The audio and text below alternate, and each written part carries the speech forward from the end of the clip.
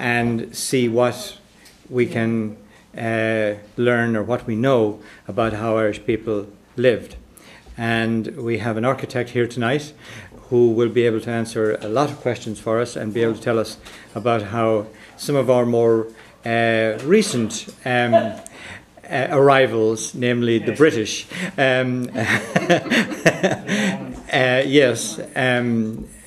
lived. And I know that Jim is a great store of knowledge in that. But I'd like to start it out for a little while and go over, before I hand over to Jim, what I think I know, or what we can guess about the ancient Irish, we'll say. So, if you were to ask probably an Irish historian, an Irish professor, probably the two things that he would think about, or he would start talking about, he would probably first talk about Crannógs. He would probably say that the earliest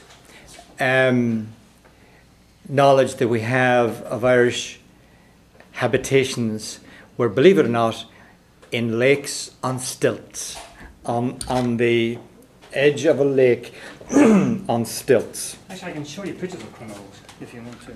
Oh, excellent! If you can, have we got any way of putting them up there? Actually, I do. Untangle here. Okay. Well, how about you kind of do it? I can do this at the. Yeah. Okay. I just do that at the break, Jim. Would that be better? Yeah, that'd be even better. Yeah. Because it's kind of hard to do. Yeah. Yeah, we can do those. We can kind of summarize. I'll just lay out a few broad strokes here first, and we get a feel for what. Too broad. I just found out about this last night. It was. Crannógs, is it 2 words? No, og is young, crann is tree, but the words together, Crannóg, means a house. I mean a form of dwelling, a prehistoric form of dwelling, which has been excavated and reconstructed, and we know quite a lot about. Throughout Ireland, or just one area? Throughout Ireland, not along the west coast. Inland, the west coast is rocky and would not lend itself to that kind of lakeside dwelling. So our best guess, and the literature written on it, surmises that Ireland at the time, would have been extremely wooded. We do know that it was very, very wooded and primitive in many ways, like what America would have been like when the first settlers came here. Swamp areas, very native rivers, so they would have been, as all early people inland, very much water dependent for transportation and for food and for habitat. We can only guess that the reason they did this was for safety. It probably was a defensive position, so they would cut trees and stick them into the mud, literally, and build a platform, and then they would have a little causeway to the land. And I suppose that was defensible. Now, in those days, remember, they were defending mostly against wildlife, against wild animals. So there wouldn't have been enough humans to be a threat to each other. They'd be too busy just surviving, and there was no problem with moving on and finding the other side of the lake. So some of the earliest settlers we have, and some of the earliest knowledge we have of Irish folks, is on Crannógs. There's a lot written about Crannógs, and it sounds like Jim already has some pictures on them. And they, of course, were thatch. Everything was from material that was right there. So they would have gone up and cut the reeds, excuse me, bulrush, as we call them, reeds from along the lakeside or the riverside, and that they would have been used for weaving and thatch, and they had some what we call sally rods, which are straight rods they would have used. So everything would have been made right there.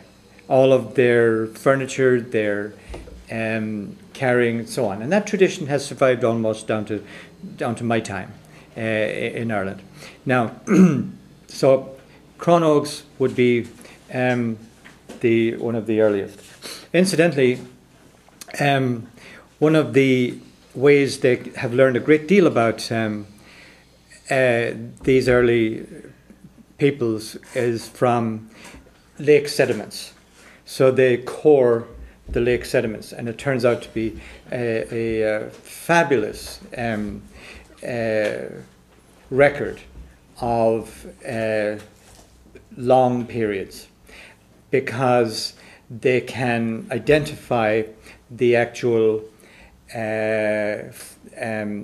fauna and foliage and by the deposits, and they can they can tell if there was long periods when there was no cultivated. The very earliest cultivated cereals and man-made things, they detected them in those cores.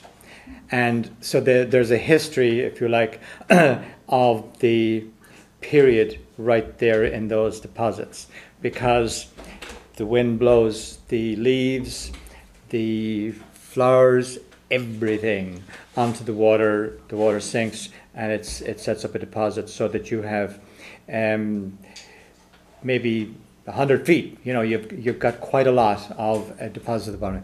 So that is a science that has developed in Ireland, and if you go into the National Museum and various specialty places, they have some excellent records on those, and they cross-check them with other things, and they're able to correlate one with the other and make scholarly decisions about dating. And then, of course, a more recent science is dendrochronology, which is a worldwide science. I won't go into it, but it has to do again with the growth, just the rings of the trees.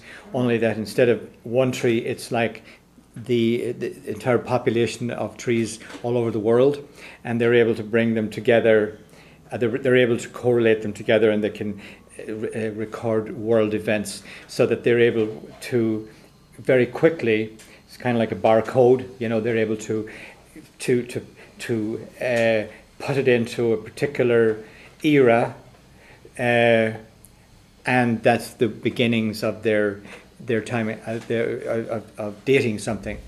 And it has turned out that dendrochronology has been much more accurate and has fine-tuned a lot of carbon dating, which was the great methodology 30, 40 years ago.